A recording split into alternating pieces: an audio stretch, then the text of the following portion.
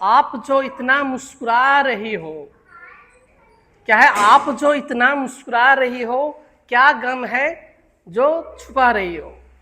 कोई व्यक्ति ने मुझसे पूछ लिया कि ऑब्जेक्ट और कॉम्प्लीमेंट में क्या अंतर है, तो हमने कहा कि जो क्या किसे किसको का जवाब दे दे उसे ऑब्जेक्ट कहते हैं, और जो क्या किसे किसको का जवाब ना दे उसे कॉम्प्लीमेंट कहते हैं।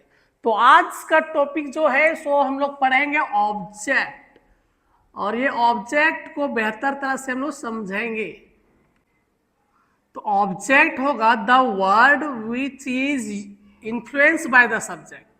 जो शब्द सब्जेक्ट से प्रभावित हो जाए उसे हम ऑब्जेक्ट कहते हैं। कि जो सब्जेक्ट के द्वारा, सब्जेक्ट क्या है यहाँ पे देखेंगे, ही क्या है? सब्जेक्ट। ये क्या है? वर्ब। और जो बच जाता है वो क्या होता है? ऑब्जेक्ट। अब ये देखेंगे ये सब्जेक्ट के द्वारा ऑब्जेक्ट प्रभावित हो रहा है क्या? ही ईट्स एन एप्पल, वह सेब खाता है। जब सेब खाया तो सेब खत्म हो गया, तो दैट मीन्स ही के द्वारा एप्पल पे प्रभाव हुआ, उसमें चेंजिंग हुआ। लेकिन दूसरे सेंस में हम लोग देखेंगे क्या खाता है, आंसर में आएगा एप्पल। किसे खाता है? एप्पल को खाता है। किसको खाता है? एप्पल को खाता है। तो क्या किसे किसको, क्या है? क्या किसे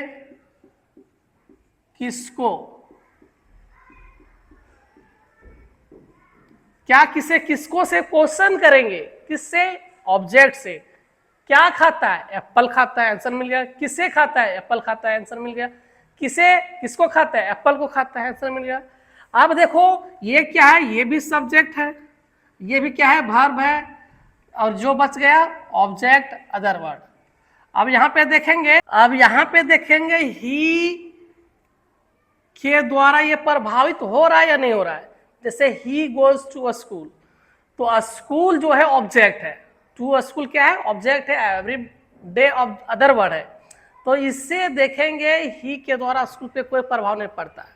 अगर वह स्कूल जाता है तो स्कूल में भूकंप नहीं आ जाता है, या स्कूल डांस नहीं करने लगता है, स्कूल पे कोई इफेक्ट पड़ने वाला नहीं होता है।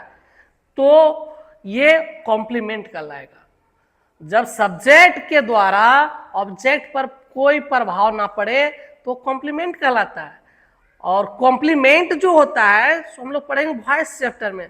जो कॉम्प्लीमेंट होता है उसका वॉइस बनता नहीं है, जो ऑब्जेक्ट होता है ओनली उसी का वॉइस बनाया जाता है। तो ये चीज याद रखेंगे, आगे आपको काम आएगा जब वॉइस चैप्टर बताएंगे। तरह से हम लोग दो तरह से चेक कर सकते हैं, क्या किसे किसको का भी अगर जवाब दे दे तो भी वो ऑब्जेक्ट कहला जाएगा, और नहीं दे तो ऑब्जेक्ट नहीं कहलाएगा। जैसे क्या जाता है? स्कूल को जाता है। स्कूल को कोई जाता है क्या? ऐसा कोई आंसर है? किसे जाता है? स्कूल को जाता है। अरे मैं जाता हूं, स्कूल कहीं नहीं जाता है। किसको जाता है? स्कूल को जाता है। तो ये आंसर नहीं दे रहा है, तो ये ऑब्जेक्ट नहीं हो जाएगा। क्या हो जाएगा? कॉम्प्लीमेंट। तो आई होप कि एग्जाम्पल के द्वारा आप लोगों को समझ में आ गया होगा। यहां पे ही के द्वारा ऑब्जेक्ट पे प्रभाव पड़ रहा है तो ये ऑब्जेक्ट कहलाएगा। यहाँ पे ही के द्वारा ऑब्जेक्ट पे प्रभाव नहीं पड़ रहा है तो ये कॉम्प्लीमेंट कहलाएगा। और इसको क्या किसे किसको का भी जवाब अगर दे दे तो ऑब्जेक्ट कहलाएगा, और जवाब ना दे तो complement. Object, the word which is influence by the subject is called object. जो सब्जेक्ट के द्वारा जो ऑब्जेक्ट प्रभावित हो जाए उसे हम लोग क्या कहते हैं? ऑब्जेक्ट कहते हैं। कॉम्प्लीमेंट हो जाएगा the word which is not influence by the subject is called complement.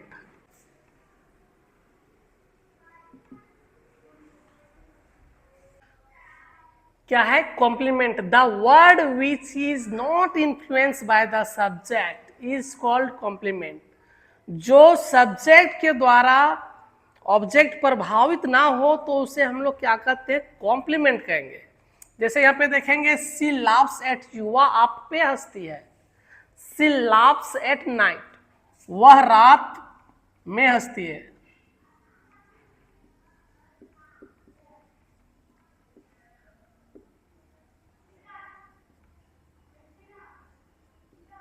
वह रात में हंसती है। तो यहाँ पे हम लोग दोनों एग्जाम्पल के माध्यम से समझ सकते हैं। यहाँ पे देखेंगे ये सब्जेक्ट है, ये वर्ब है और ये ऑब्जेक्ट है। तो यहाँ पे हम देखेंगे सी लाफ्स एट यू, तो ये जो है सब्जेक्ट सी है, तो सी का इम्पैक्ट आप पे पड़ रहा है या नहीं पड़ रहा है, ऑब्जेक्ट पे पड़ रहा है कि नहीं। अगर ऑब्जेक्ट पे सब्जेक्ट के द्वारा प्रभाव पड़े तो हो जाएगा ऑब्जेक्ट, अगर प्रभाव ना पड़े तो क्या हो जाता है, कॉम्प्लीमेंट। तो वह आप पे हंसती है, तो आप पे हंसती है दैट मीन्स आपको अगर देख करके हंसती कहीं कहीं ना कहीं आपके अंदर कुछ ऐसा फीलिंग आएगा कि लड़की हंस रही है आप पे, तो देख करके देखेंगे अरे मेरा कुछ तो गड़बड़ सड़बड़ तो नहीं है, या देख करके अंदर से कुछ अलग सा फीलिंग होता है, दैट मीन्स आप में इफेक्ट पड़ रहा है, प्रभाव पड़ रहा है। अगर कोई लड़की आपको देख करके हंसने लगे तो उस समय आप देख सकते हैं आप पे क्या बीतता है सो, ठीक है। तो दैट मीन्स आपका प्रभाव सब्जेक्ट के द्वारा पड़ रहा है। तो अगर पड़ रहा है प्रभाव तो ये हो जाएगा ऑब्जेक्ट, तो यहाँ पे ये ऑब्जेक्ट कहलाएगा। यहाँ पे हम लोग देखते हैं ये क्या है, सब्जेक्ट, ये वर्ब और ये है ऑब्जेक्ट। अब यहाँ पे देखेंगे सी का प्रभाव एट नाइट पे है, क्या, वह रात में हंसती है। तो सी को रात में हंसने से रात चांदनी नहीं हो जाएगी, या रात काली थी वो अंधेरी नहीं हो जाएगी, या उजली नहीं हो जाएगी, या रात जो है तुमको दिखाओ रात है कहाँ, अंधेरा जो दिखाई देता है वो अंधेरा होता कहीं नहीं, एक थॉट होता है। अगर आप जहां अंधेरा दिखाई दे रहा होता है, अगर आप वहां चल जाएंगे तो अंधेरा कुछ आगे चला जाता है, अगर फिर वहां चला जाएंगे तो अंधेरा कुछ आगे, तो अंधेरा कहीं होता नहीं है। और सी को रात में हंसने से रात को कोई इफेक्ट नहीं पड़ता है, तो ये यहाँ पे ऑब्जेक्ट पे कोई प्रभाव नहीं पड़ रहा है। सी हंस रही तो हंस रही, उसमें क्या जा रहा है, रात को रात में रात अंधेरी है तो चांदनी रात नहीं हो जाएगी। तो इस तरह से यहाँ पे देखेंगे सी के द्वारा एट नाइट पे कोई इफेक्ट नहीं पड़ रहा है, तो ये क्या हो जाएगा, कॉम्प्लीमेंट। क्या हो जाएगा, कॉम्प्लीमेंट हो जाएगा। वह रात में हंसती है, रात में हंसने से सी के द्वारा रात पे कोई इफेक्ट पड़ेगा नहीं, इसलिए कॉम्प्लीमेंट। तो ये दोनों एग्जाम्पल आपको आई होप कि समझ में आ गया होगा। क्या है, वह आप पे हंसती है, आप जो इतना मुस्कुरा रही हो, क्या है, आप जो इतना मुस्कुरा रही हो, क्या गम है जो छुपा रही हो। अगर कोई हंसी हंसता है तो उसके अंदर कोई राज छिपा हुआ होता है, तो कभी कभी कई राज को दबाए हुए वो बाहर से मुस्कुराती हुई नजर आती है। तो अगर आप पे कोई हंसा जा रहा है तो आप पे इफेक्ट पड़ेगा, लेकिन यहाँ पे रात में हंसा जा रहा है तो रात पे कोई इफेक्ट पड़ने वाला नहीं है। तो यहाँ पे पता चल रहा है कि ये प्रत्यक्ष या अप्रत्यक्ष रूप से इसमें क्या है, प्रभाव हो रहा है, लेकिन पता चले या ना चले, लेकिन आप प्रत्यक्ष रहे या अप्रत्यक्ष रूप से अगर पता चल जाए कि सब्जेक्ट के द्वारा किसी ऑब्जेक्ट पे प्रभाव पड़ रहा है तो ऑब्जेक्ट कहलाएगा। नोट में हम लोग देख लेंगे वह शब्द जो सब्जेक्ट के द्वारा प्रभावित होता है, चाहे प्रत्यक्ष हो या अप्रत्यक्ष, ऑब्जेक्ट कहलाता है। दुनिया का वह शब्द जिसे हम देख सकते हैं, छू सकते हैं, फील कर सकते हैं, वह होता है ऑब्जेक्ट। नेक्स्ट है दुनिया का वह शब्द जिसे ना तो हम देख सकते हैं, ना छू सकते हैं और ना ही फील कर सकते हैं, वो कहलाएगा कॉम्प्लीमेंट। तो नोट में भी ये आप रख लेंगे, ये आपको बेहतर तरह से समझने में हेल्प करेगा। यहाँ पे हम लोग एग्जाम्पल के माध्यम से फिर से समझ सकते हैं। सी लव्स एट यू, तो वह आप पे हंसती है, दैट मीन्स आप पे इम्पैक्ट पड़ रहा है, आपको प्रत्यक्ष या अप्रत्यक्ष आपको प्रभाव पड़ेगा। जब वह रात को हंसती है तो रात को कोई प्रभाव पड़ने वाला नहीं है, तो उसको हम लोग बोलते हैं कॉम्प्लीमेंट।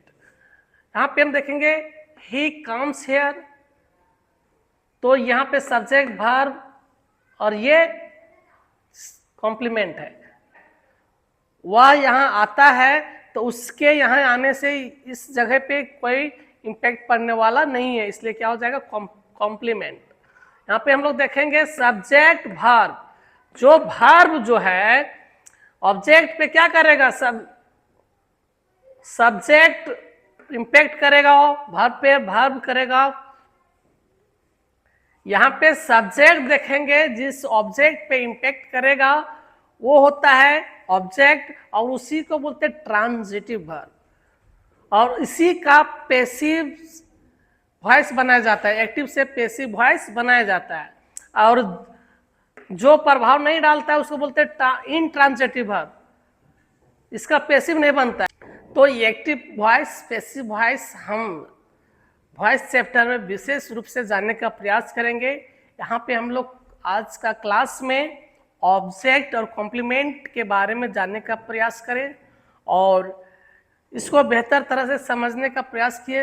यदि आपको परेशानी इसके बावजूद भी रह जाता है तो आप कमेंट सेक्शन के माध्यम से आप कमेंट करके बता सकते हैं, मैं फिर से इसको बेहतर तरह से समझाने का प्रयास करूंगा।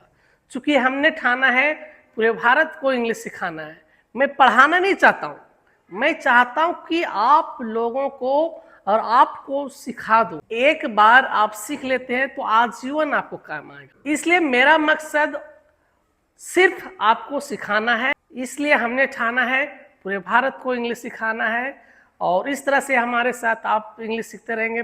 फिर मिलेंगे नेक्स्ट वीडियो में, तब तक के लिए thank you very much, bye bye, see ya, take care.